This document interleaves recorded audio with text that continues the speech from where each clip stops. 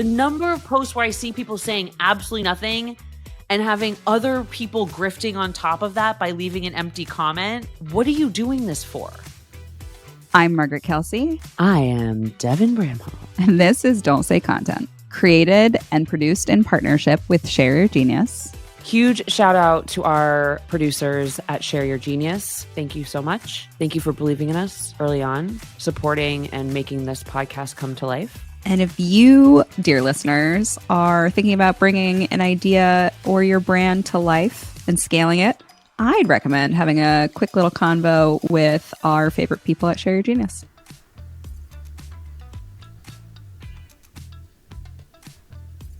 We are talking about something today. It's a day that we talk about something that you know what, Devin, I'm a little apprehensive about this, if I could be honest. Oh, okay. Tell me more. Because I think that there is not nuance around this. I think it is a little nuanced. It's also very ego-driven. And so I think that's my biggest anxiety around our conversation today is there are egos involved. Mm-hmm. Mm-hmm, mm-hmm. And anytime that you touch an ego, you might get burned. That's not a saying, but it could be. It should be, right? Yeah. An ego is a hot burner. Like, I hope that everyone listens to this and comes away with a different perspective of maybe what they came in with. But at the same time, there is part of me that is anxious about it. But without further ado, why don't you introduce our topic today? Woof. Today, you do it. We are. I'll go hide in the corner. I'll go duck under the table, and you just do this episode. Okay, Devin, what are we talking about today? Okay, so today we are talking about grifting in content marketing.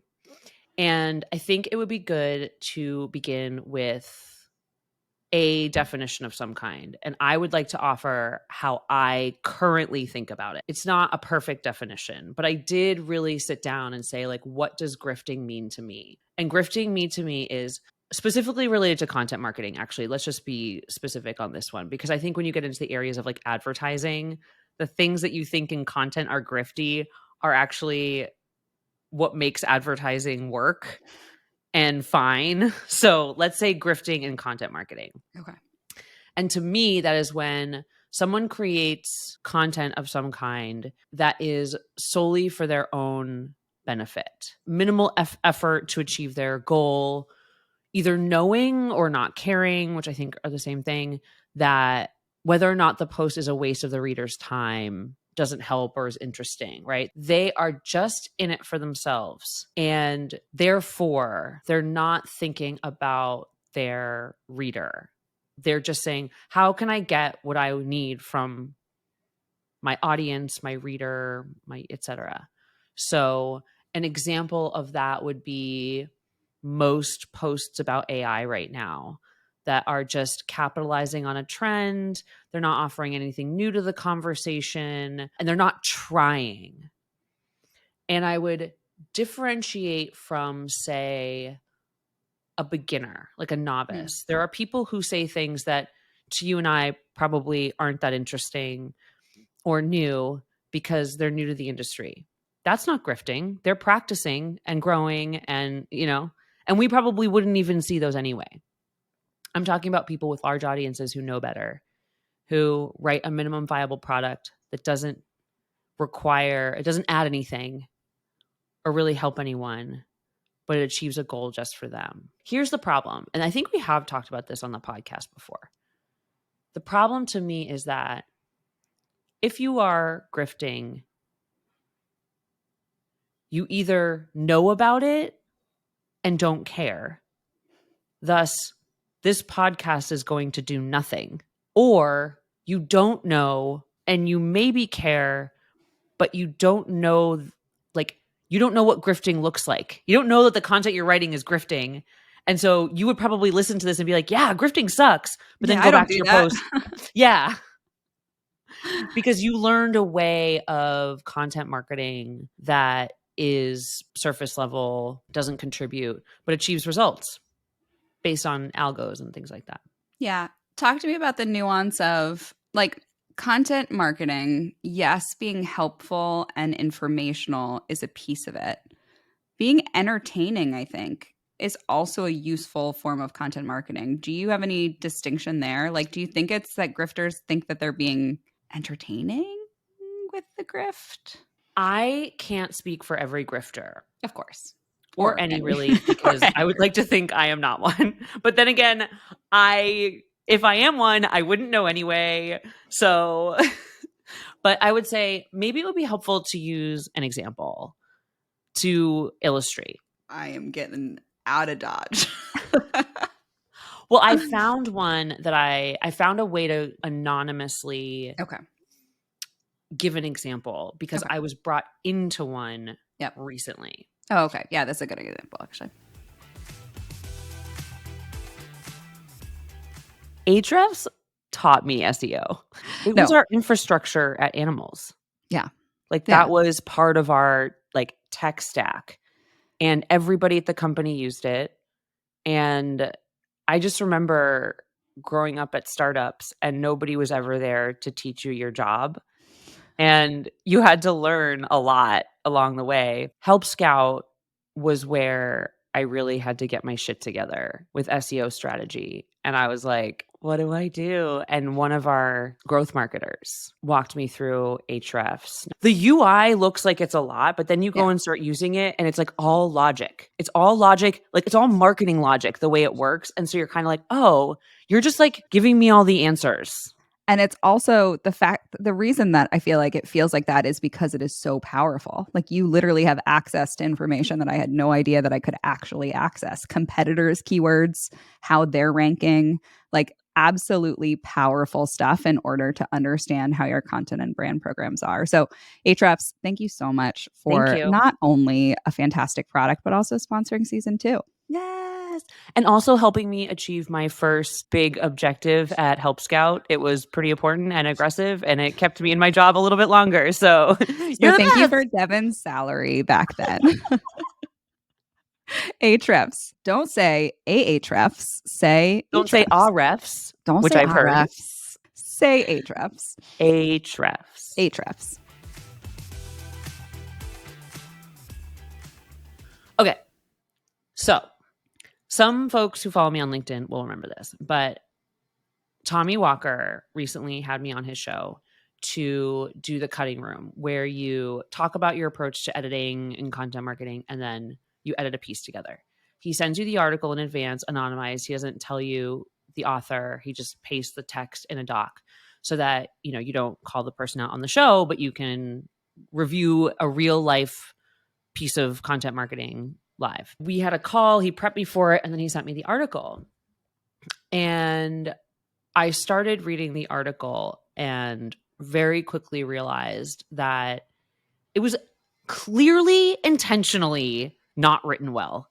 Yeah. Like the person who wrote it created a piece for their own benefit and didn't put any effort into what they published. And they published it. And to me, I don't care how much traffic your site gets. If you're going to click publish on something, that is you taking ownership and responsibility for something you are putting out into the world. Mm-hmm. And I don't believe it has to be perfect. If you have a blog and you write stuff that's not perfectly great, good for you. People love reading that stuff. I love reading that stuff. But if you create something that is inherently a waste of everyone's time and even leads them astray, that is frustrating. Let me pull up the article, because this was actually really interesting. So it's called Editorial SEO, the Ultimate Guide to Growing from Content. And even beyond this, to publish an article about this topic, ranking for SEO as a term, is really hard. Yes and no, I guess. So you're ranking in search, right? Search engine optimization is a combination of activities that, from site structure, URL, sitemap, all that stuff, loading time. There's sort of the technical side, and then there's the content side where you're building a portfolio of knowledge that Google can see and interpret to say you're an authority on something. And then validation from things like backlinks. I am boiling that down to the very simplest parts. Just do those things and your articles will rank in search. Exactly. There's my grifting post of the day. But you can get very specific. And I think that's the benefit is like if you were to write about SEO, good luck. So much has already been That's written, what I'm saying. Like, good luck with this piece ever doing well. Sure. But that's like, fine. New people come around and they should have a shot, right? Write something good and, do the work. And so anyhow, this was one of those posts where it almost looked like it was written by AI unedited. Like certain sentences didn't even connect to one another on a very basic level. So the perfect example is right at the beginning. So the title is Editorial SEO, the Ultimate Guide to Growing from Content. First problem, growing what? Growing as a person? Yeah. Growing a child, a plant, whatever. The first sentence, in this article, we talk about what editorial SEO is, how it differs from different types of SEO, and how to use it to grow your SEO and organic traffic. And then in just 12 months, Monday.com was able to publish 1,000 blog posts and scale to over 1.4 million monthly visitors, all from SEO. That is what fundamentally teed this article up for failure, because this wasn't a post about Monday.com. Yep. And the way they went about the SEO conversation was bungled and incoherent. A very basic writer from high school would see that this was not constructed on a very basic readable level in a way that anyone could get a takeaway. So take away your actual knowledge of SEO. It's not even structured logically or consistent. And so when it's at that level where a high schooler could make this better. So we recorded this episode. I ended up writing a post semi-apologizing for it because he publishes it, and then the live viewers, and a few of them commented and they were like, she's being mean. And I was like, okay, if this was a real person who was trying to write well, it would be mean. But if you read it, you can see that is not the case. Yeah. That to me is Somebody grifting. didn't try. Somebody didn't try.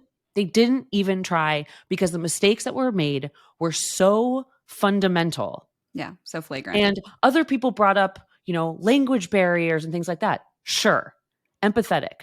But we run into this all the time as US people trying to conduct international content strategy. My hope is that someone would be like, this article is garbage. It makes no sentence in my language. Makes no sentence in my language. Makes no sentence. Actually, probably that too. Actually works. That actually. If you pay me, I can do this for you for a charge. So I think that's one of the reasons why this grifting continues to happen in content marketing is there's always somebody who's like, yeah, but what if that hurts the person's feelings? Or what if they don't know any better? I'm like, I'm sorry, that person hit publish. They should take responsibility for their garbage writing or their lack of care for the people that they're supposed to be helping. If you're going to say, I'm going to help you with editorial SEO, you better help them in some way. Yeah. And this did none of that. Yeah.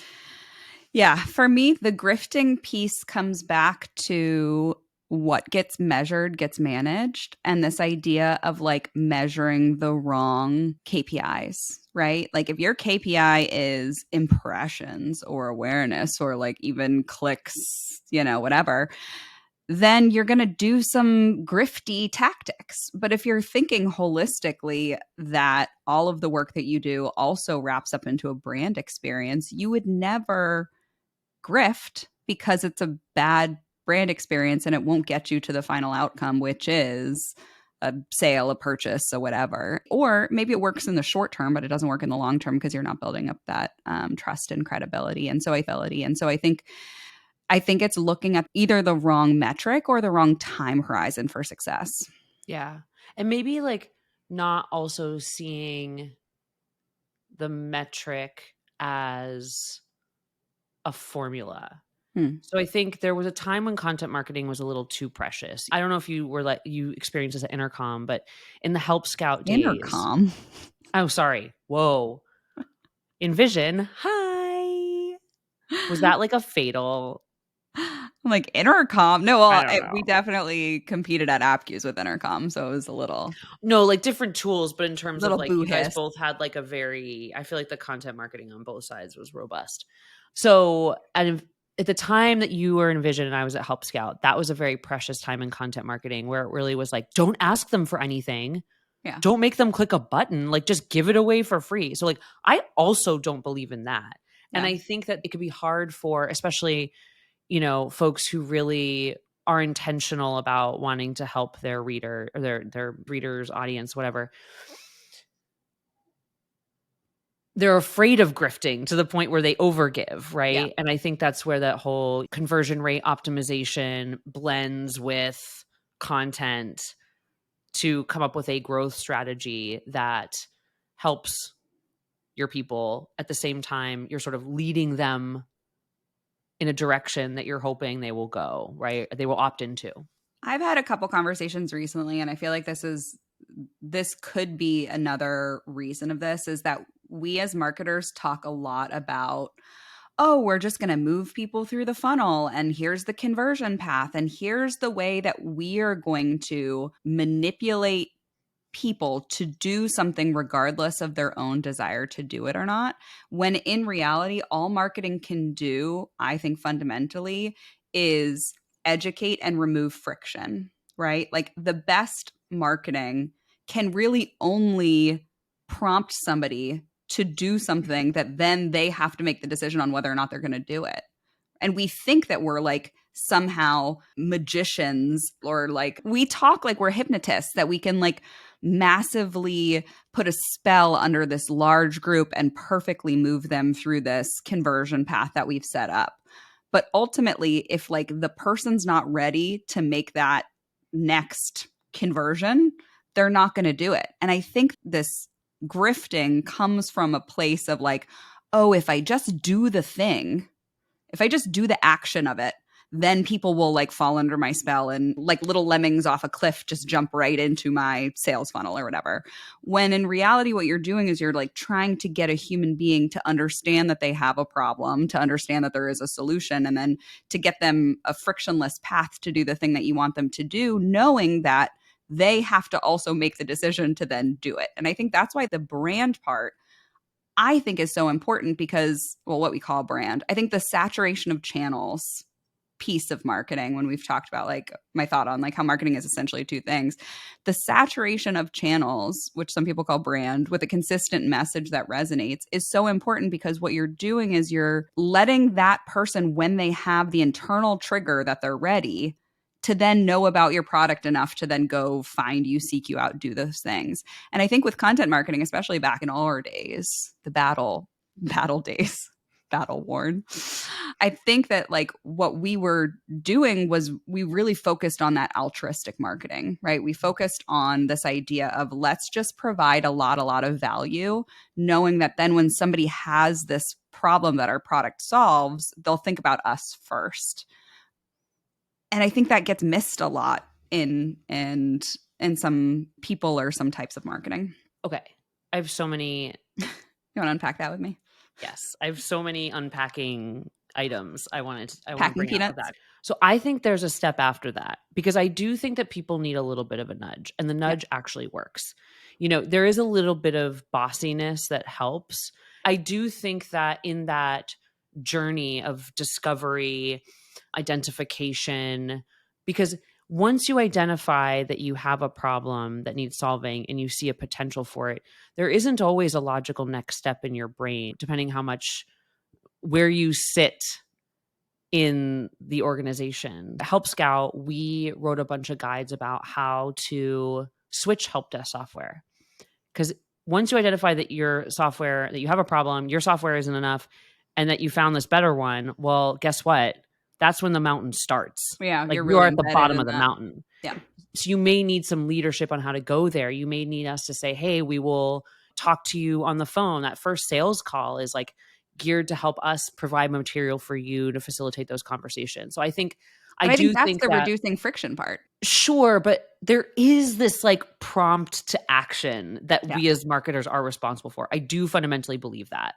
And that doesn't just fall in the category of friction. There's a difference between me seeing a tool that I discover on Product Hunt and saying, oh, cool, I should use that someday, to saying, we'll send you the link to create an account so that like it's sitting in my email so I don't have to do it right that minute because I'm probably doing something else, or like having me come into a webinar and then putting me into a series of follow-ups where it's like, here's the recording, here's a complimentary asset, and then someone else following up and being like, oh, you needed this asset. Like, are you thinking about this thing? Do you want to have a low stakes combo about this or whatever? But I think we're having the same conversation because what you're saying is, okay, let's use the Product Hunt analogy. You see a product on Product Hunt and you might say, oh, that's cool. I could use that someday. That's because you don't have an internal trigger that problem is big enough for you to solve it today. You haven't prioritized that as something today. What I'm saying is the same thing. Like maybe I see the Product Hunt thing and it's exactly the problem I was experiencing 5 minutes ago. So I go and sign up for it. We tend to think as marketers, or we like even pitch our marketing programs and funnels and conversion paths, that you and I, because we're both in a similar stage in our career, we're literally kind of doing the same thing in our lives. We're both women. We're both like, we think that we would we have so many similarities that we expect that we would both do the same thing in that moment. And what I'm saying is there is a point where the internal trigger of the actual problem is up to your audience. And so this idea that you were going to ever do grifting marketing, I've called it gross marketing instead of growth marketing before. The idea that you would ever do that is forgetting that the brand and altruistic part of marketing helps build so that the audience is when they do have their internal trigger, they think good things about your brand and your product and your whatever, and they want to go use it rather than trying to force everybody, you and me, to both sign up in that moment when it's the internal trigger of that problem isn't big enough for me. I think we underestimate the importance of an individual, of our target audience, target customers, internal trigger to actually make the decision in our conversion path. We underestimate that piece.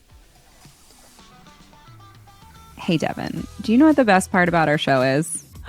Tell me. We make so many new best friends that hang out with us every week. It's kind of weird that we don't see them hanging out with us every week, but we really, really appreciate the folks that do. And so if you want to be in our lives and us in your ears on a weekly basis, I want you to go and find that subscribe button wherever you are listening to this podcast, and let's be friends forever. And please rate and review because it really helps support the show. We love you bunches.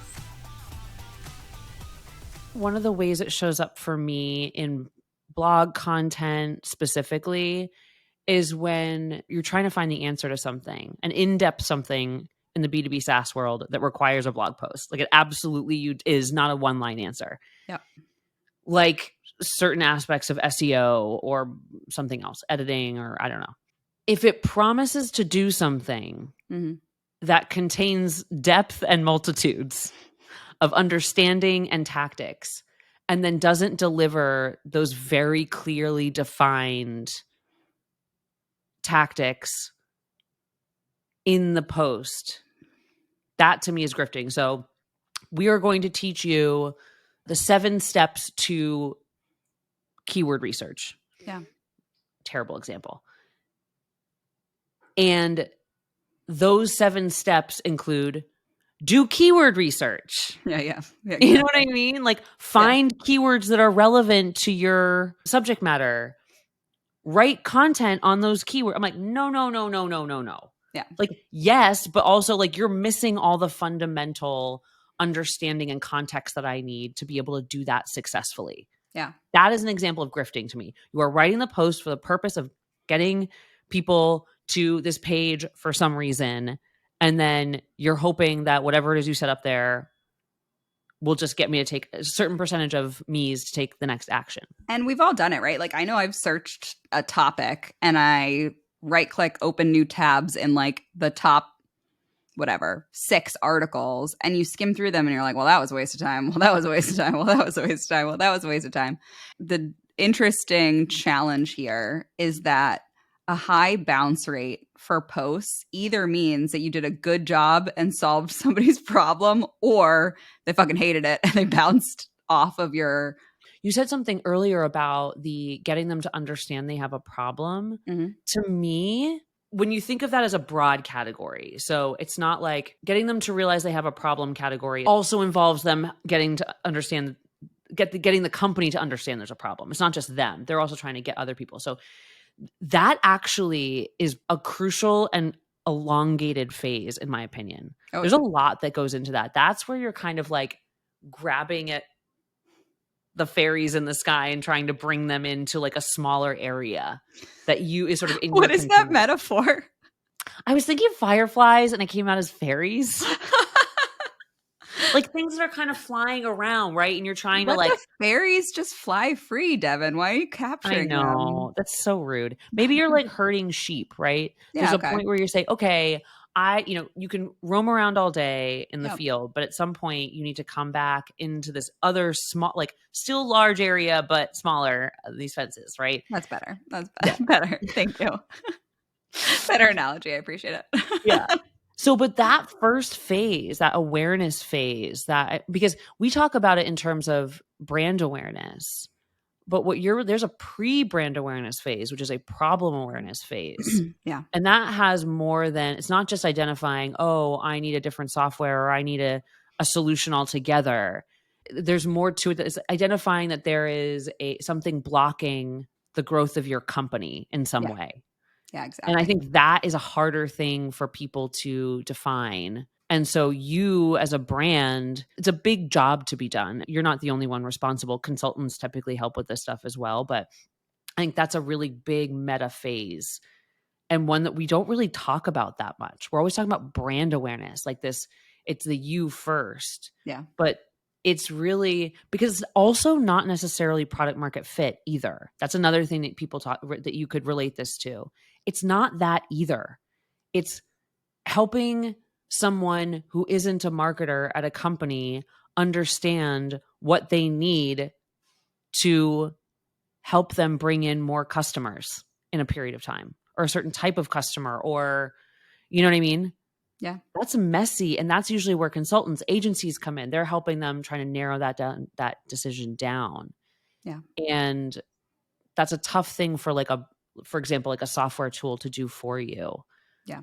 And I don't really have an answer to that. It just struck me as something kind of like, I don't know. We haven't talked about that much. It's messy. It's nebulous. It is so up funnel that nobody really wants to spend time or money or whatever doing it. But it is the important thing to then make the rest of your process easier, your conversion flow, your funnel, whatever you want to call it. And I think that I absolutely agree with you. I think I've had a lot of conversations with founders on not just, okay, what's your product messaging? What's your like brand messaging, right? And then like, what's the mission, vision, problem space messaging, right? Ideally, there's a through line and those places blend together.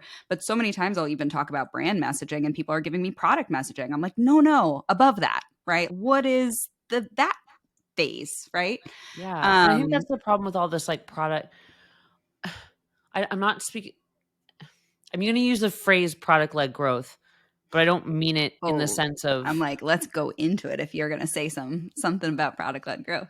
No, because I don't mean the practice or the whatever that's called as a thing. It's when people create a product to solve a problem and then the rest of their strategy becomes about the product first, which I know is not product led growth, but that was the phrase that that meant what I was trying to say. So, and so, the hammer and nail thing where it's like customer validation, we want to validate this problem. And I know that it's a two-way street. When you're doing that product market fit experiment, it doesn't just, you're not trying to pigeonhole your product into the customer. You're taking that feedback and making some early augmentations to the product.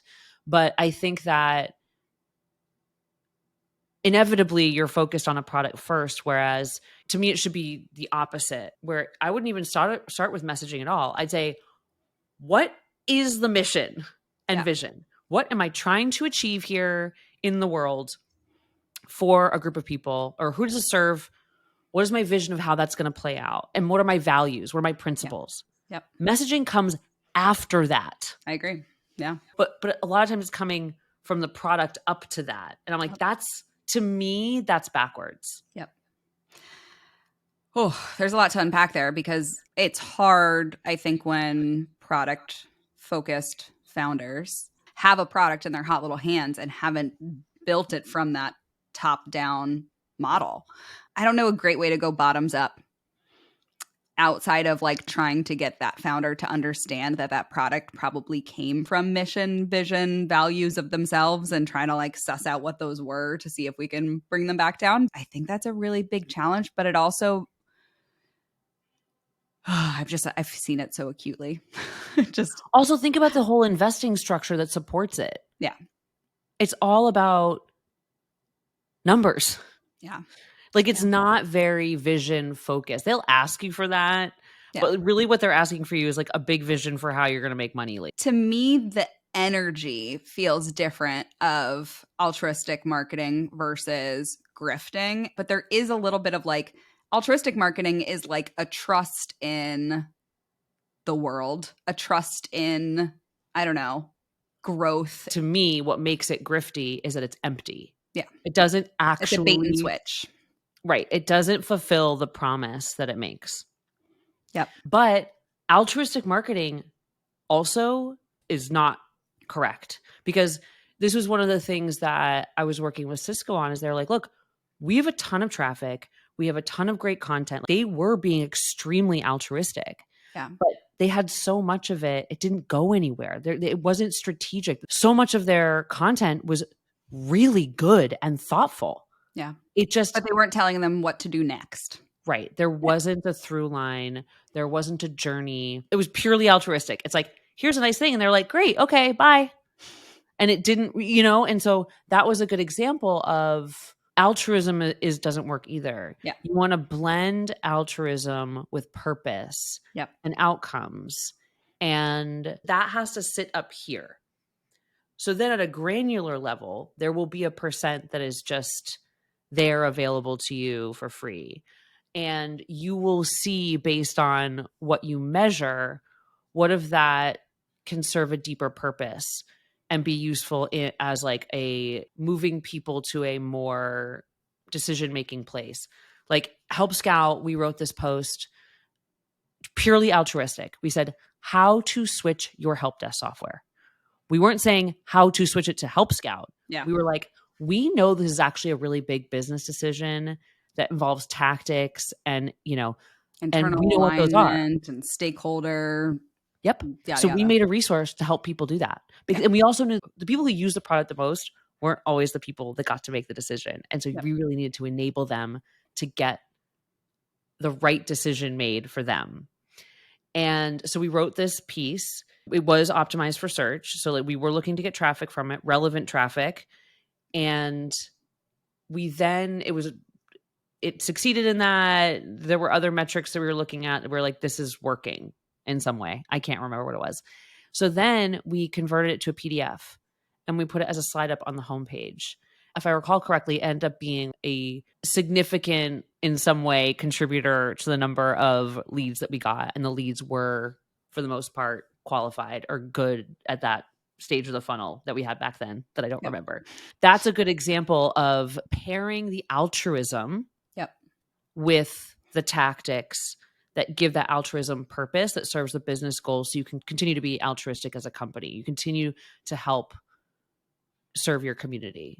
When I've seen this, I think it's usually that people are being too grifty and not altruistic enough, rather than vice versa. But I did experience that at Envision when we were like, at some point we were like, we should probably talk about the product sometime ever.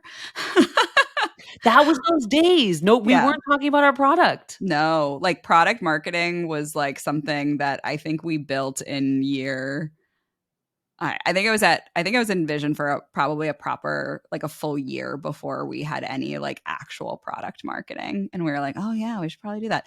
And I've only then encountered it one other time, where I recently was talking to a founder who had done just like what we're talking about, had built a great blog with a great brand, and it wasn't bringing in any leads. And I looked at it and I was like, well, you need to add in CTAs.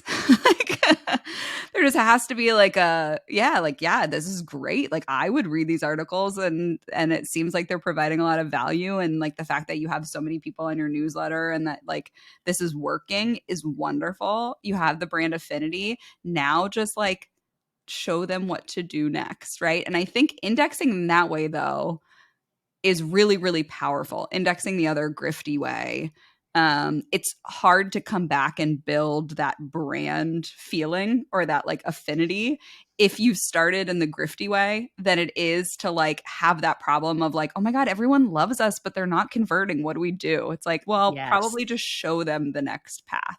And to That's a me, really good point. yeah, to me, when I'm like thinking of ways to lean or things to build or problems to have, I would much rather that we have a loyal like community for our brand, but we just don't know how to convert them yet. I would live there in a million years rather than Yep. like, I don't know, we have some leads, but everyone hates us. No, that's such a good point. We have I some think leads, but too, everyone feels like we're used car salesmen. Like, oh God. yeah, I mean, that's what made Help Scout so great. I came in and looked, I said, well, first, maybe let's start talking about customer service. You know, being altruistic by helping people with the psychology of color. Yeah, it's not, yeah, not useful. There No. has to be the business impact, of course. Yeah, the business tie to it. Let's gear towards the topic at hand, bring in the product a little bit, experiment with how to get people to take deeper action in connecting with us as a brand, whether that's a newsletter sign up, it's attending a webinar. But yeah, that made it fun for me, because you're right. That's like a great problem to solve. I'm like, everybody loves us, and let's just get them to participate with us more. Yeah. Let's get them more active. The one thing we haven't talked about yet is we've been talking about grifting more from the brand standpoint and more from the blog standpoint. Yeah. We have not yet talked about grifters, Mm-hmm. personal brand people who are out in the world writing books and saying words that on platforms, social platforms, that, to my continual surprise, Yeah. get a lot of engagement. The number of posts where I see people saying absolutely nothing and having other people grifting on top of that by leaving an empty comment. Let's use LinkedIn as an example. They're working the LinkedIn algorithm together to get all these followers. And my question is, to what end? Like, you and I, when we made this podcast, we said, we want to serve marketing leaders, because we looked around. No, we didn't. We say we want to make something for ourselves. We want to make something fun. Fine, but we're marketing leaders, and we were like, look, and there's nothing for us, basically. What we said was, we feel like our conversations are insightful, and we like the way that we come out of it with new perspectives and new ideas, and maybe that would be useful to share publicly. And also, there wasn't anything like that that we could find out there in the podcast format. I agree. It wasn't, especially coming from females. Yeah. Where it was, everything was guest driven, guests and tactics. We're like, look, the primary people that we are talking to are ourselves. We are marketing leaders. We've been in this business for over 10 years. Like, there are fewer of us. And this is something that you specifically have had to remind me as we've been going through thinking about what we want to do around growing this concept, not just the podcast, is we're not looking for everybody. We don't need tens of millions of followers. That's not what we're trying to do here. There aren't tens of millions of us out there. Yeah. And so success to us looks like a lower but highly engaged community. And I think that when I see a lot of those sort of volume driven, empty posts and then empty engagements, Yeah. you're just like, what are you doing this for? I do think that there's this thing that I keep going back to of it's how people feel. Maybe there's something there that they feel part of something. Maybe it's not that it needs to be so like this was useful, this was helpful, but like this feeling of belonging. And I mean, that is part of what we talk about.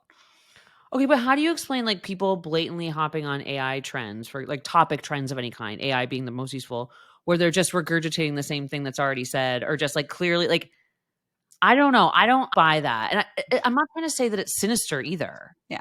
I think it's fundamentally self-serving, which I'm not even necessarily saying is there's no moral conversation happening here. Yeah. There are people Okay. doing things. This is what I've always said. You know, people are always asking me, have I read this business book or that business book? And my answer is usually no, because I find that I used to work in that business where part of growing a personal brand for someone who wanted to monetize themselves, you created a book and sold it to a company. And you can do that because the way you sold that book was using your following to convince the publishing company to publish you. There's nothing about that has anything to do with serving anyone. They may be convincing themselves that they are, but the whole purpose of it is money. And so when you read the book, you're like, oh, I could listen to a Blinkist in 5 minutes and understand what they have to say. And P.S., that's been said 100 times before. It's just new framing, right? Knowledge is an industry, and that's fine. There's nothing wrong with that. And not every single person who is consuming content wants depth. And that's fine too. Yeah. But there's a difference between that and a post that says nothing. Yeah. And I love that it exists personally because it makes me look great. I can write a post on a bad day, or it can be disorganized and it still says more. Yeah. You know? I'm thinking of like those like pages in a legal contract where it's like this page intentionally left blank. It's like a LinkedIn post that was like this LinkedIn post intentionally left blank, but please like, comment, and subscribe. Wait, now I want you to post that. I might. That might be my post for this our episodes. That I need that post to go out and I need to see what happens. Well, that's like my friend Andy from that I worked with at Envision the other day just wrote a post on LinkedIn. He's like a LinkedIn definitely not a grifter. He's having fun with it. He's like I like Andy stuff. Yeah, he just wrote eggs the other day and he was he wrote behind the scenes, he told, which I only saw later on, so I didn't do this, but he had prompted in Slack. He was like, can you just comment eggs under it? Like, I want to see how many people I can get to just comment eggs underneath this post on LinkedIn. That is amazing. It's like I don't know, LinkedIn comedian, LinkedIn troll. Like a troll is too negative of a word, but I like love that he just like refuses to take it seriously. Every post that he does, I just obsessed. So that's actually a good point though. The way that some platform algorithms can contribute to certain aspects of this, specifically LinkedIn. And I think people who read my posts frequently see me ranting at the end where I'm like, the best user experience is for me to put the link here. I know. I provided you with information in this post. So I didn't just say, hey, I wrote a post about this thing, go off platform and listen to it. I invited people to engage with me on something and provide enough depth that they could stay on the platform and have a conversation with me. Like there was enough in there to do that. But I also included the link. Algorithm be damned. You will put the link in the post itself. Yeah, but the problem is, and I have to see if this is still true. We're still all talking like it's true, but I don't know the LinkedIn algorithm or how frequently it's updated. But the idea is that if you want the most reach, don't put the link in the post, put it in a comment, but don't be the first to comment. So wait to post it until someone else has commented. I'm like, that is a horrible experience for the people who are encountering a post of mine. Yep. If someone's encountering a post of mine and they want to know more, it should be absolutely available to them, whether or not it keeps them on LinkedIn. So LinkedIn is being fucking grifty with their algorithm by saying I can't provide a good user experience with my posts because it takes people off their platform. I'm like, I mean, people will come back to your platform more if you make the user experience great. Yeah. It's amazing to see how much of our behavior has changed based on the algorithms. I mean, you think about like LinkedIn broetry, because it's like you need to like break it up so that people click read more and then your post gets more engagement. Or the other word that I laughed at the other day is somebody said the word thread boys to me, like You on haven't heard Twitter. that yet? Well, it was like maybe a couple months ago that I heard it, but it really made me is- chuckle when somebody said thread boys. I was Oh, yeah, like, the oh, thread I know boy exactly thing. what that is. But I'm thinking of like how much just like of our own, I'm wondering how much language is being shaped and how much behavior is being shaped based on these algorithms that we kind of don't even think about anymore. Because like that LinkedIn broetry is like definitely now a standard practice of writing, right?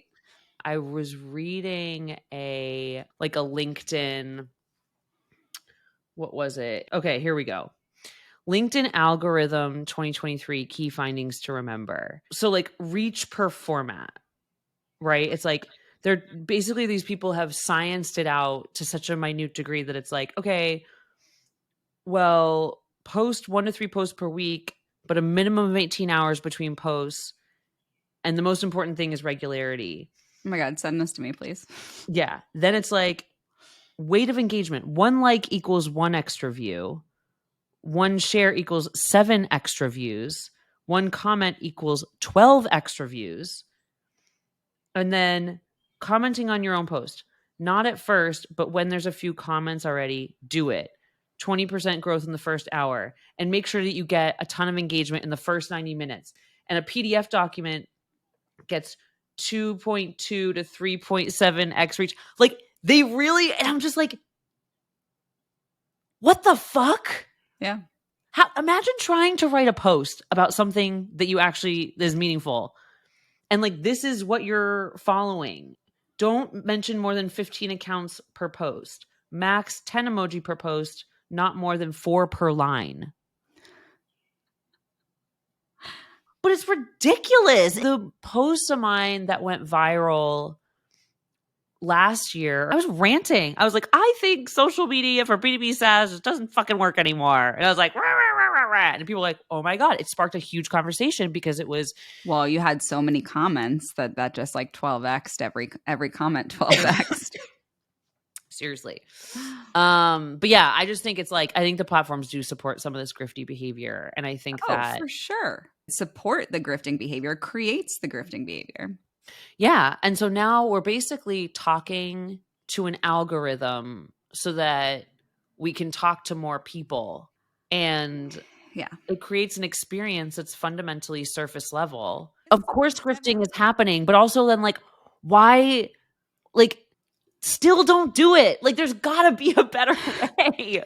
Like, there has to be a better way. The same conversation was happening back, a decade ago about this idea that like to write for the algorithm, the search algorithm versus writing for humans, and people were grifting back then, keyword stuffing and all these things.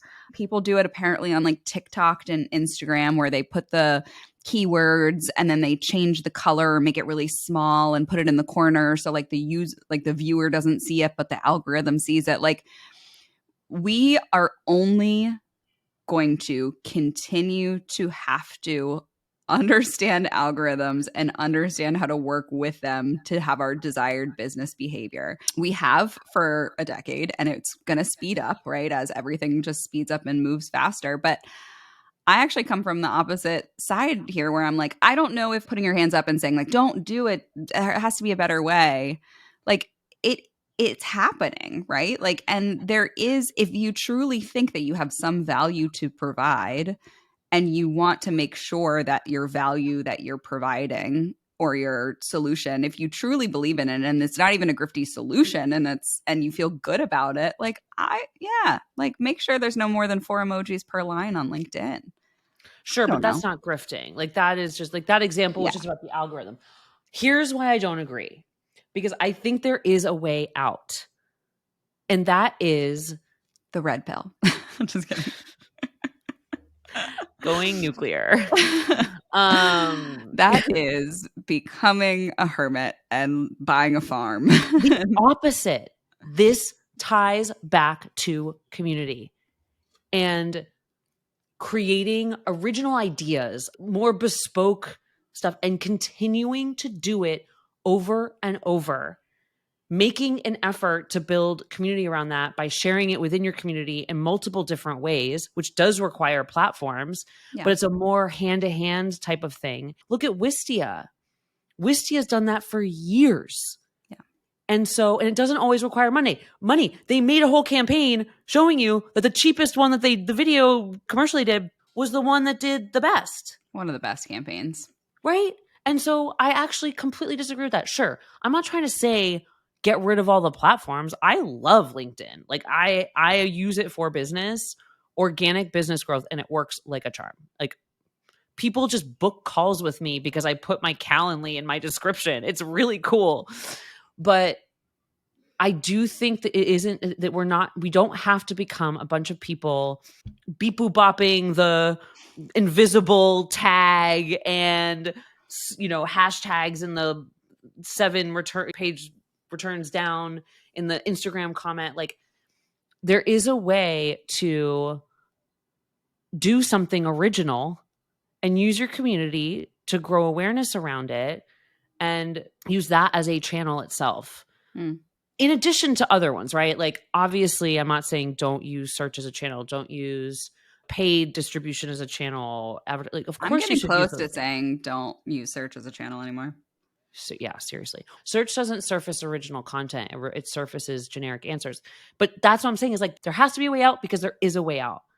And what would happen if there was an abundance of people doing that, people with high enough profiles that it matters? Because the problem is I'm sure there's a ton of people I don't see on LinkedIn who are saying really cool random things and that would inspire me, but they're not surfaced because they don't have big followings and they can't grow their followings because they're not following the algorithm to do it. They're just saying their original thoughts, right? You have to keep doing it over and over. A trend starts somewhere, including TikTok.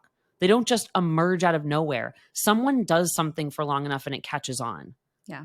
And so that is still a possibility. Nobody likes it when it comes to business because you can't guarantee anything and it's hard.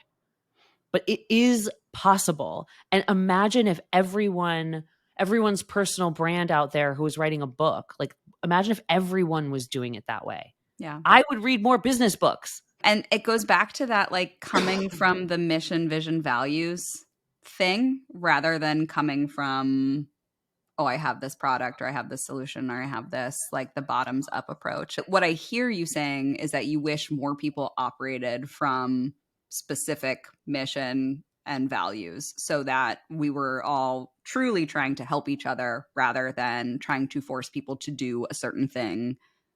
There's less and less incentive to do that because there are an increasing number of tools that enable you to game the system faster and easier. And AI isn't the only one, right? Well, game it for what though? Because I mean, as we go back to it, well, yeah. And is that the KPI that we, again, with like the KPI, but also the time horizon that we're looking out to, like, is that the right thing? Faster. It's probably faster than building a brand. That's the unfortunate thing is the incentive, the funding, all of that has to be there, right? Content, because I think it is fundamentally a short-term play in that you can't rely solely on outpaid mechanisms or sort of more algorithmic mechanisms. They should be a part of the overall functioning engine. But I do think that there's an incentive problem, right? Look, especially when times are tough, right? So everybody is trying to survive because while everyone else is doing the short-term Band-Aids, if you're the one really trying to do something lasting, the odds of you coming out later on top are higher, but you have to make it through that time. Yeah. And so it's really complicated, but I still, I think it's like, you have to survive long enough for your brand to actually start working or yeah, absolutely. But you need this next quarter's lead volume. So you want to do the cheap paid quick stuff. Yeah. And if you're working on an operation of one or the other, like what if you don't have enough for both? Or you don't have even one creative or marketing person on your team who can help you think about ways that you can like low cost experiments and branded work that you can do while you're spending the majority of your budget on paid. Yeah. I've always said that brand doesn't need to be expensive. I know. It just doesn't need to be a huge line item. It needs to be prioritized, and you need enough of your team's time on it, but it's not inherently an expensive thing. Especially when you spread it out. I mean, this is what I did at SpringPad. It wasn't even my job. My job was customer support, but part of that was maintaining this community of robust, opinionated users. Yeah. And I loved our product. I loved our users. So I was naturally engaged in it. And when, one of them came to me wanting to do the SpringPad show, which I've talked about before, I was like, hell yeah. And then I found ways to get our engineers involved. And so spreading that brand work out, where of course, like that was back in the day where people were not logging every single second that they were working. And I was like, listen, I get my CEO, I'd be like, can I buy pizza and beer and get them to stay a little bit after work and record 2 minutes of me interviewing them on this one thing? And they were all happy to do it because we all liked each other and we were happy for the pizza and beer. You know what I mean? It's like that's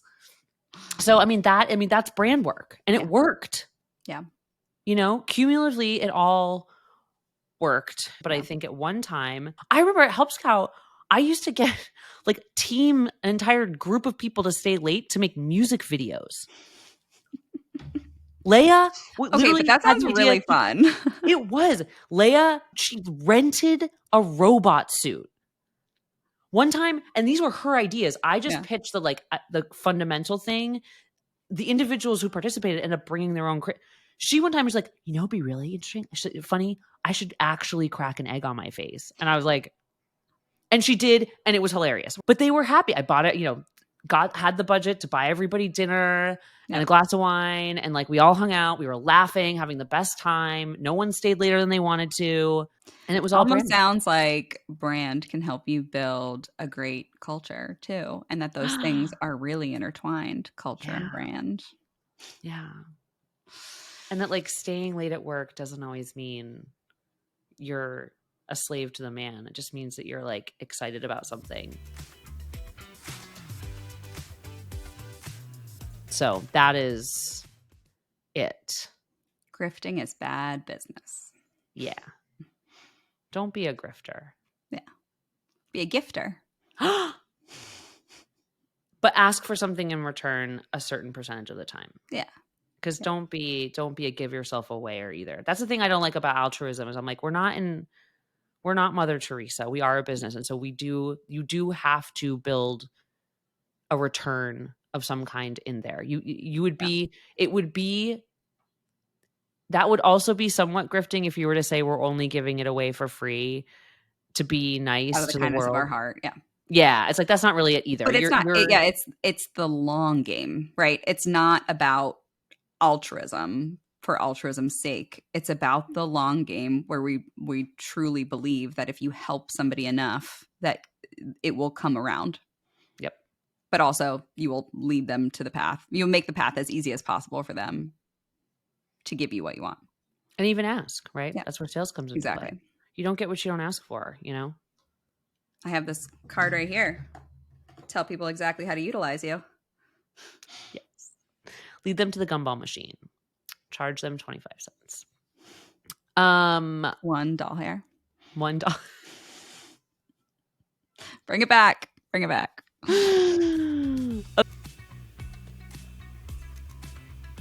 Here's what's coming up next on Don't Say Content. When I try to power through for too long, I get to a place where I spend a lot of time trying to do something and end up accomplishing nothing. And I'm more tired from it and more stressed.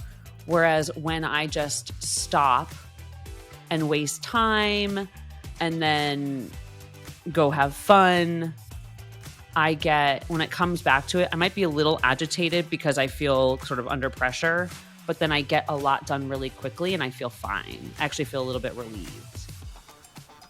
Would it be okay with you if your life got easier? And that was a gut punch to me because it was like, how many times am I forcing something, right? How many times am I like digging deep on the motivation and like making myself do something? And would it actually be okay with me if my life got easier, if I worked with my life instead of working against it. Okay, y'all, that's a wrap. Thank you, as always, for listening. We'll be back next week. And just remember, you're doing great. You're doing great. 30% of you are doing great. The rest, you got to get your shit together. Come on. You know which side you're on this week. You know. You know. See you next week. Bye. Bye. Yep.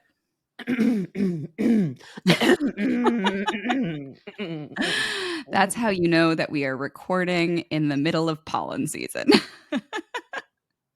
No, I'm trying to put on my best statesman preparation, Straightening your bow tie. My bow tie, clearing my throat, getting ready. 4 and you can tell I just came from DC. Feeling that US history.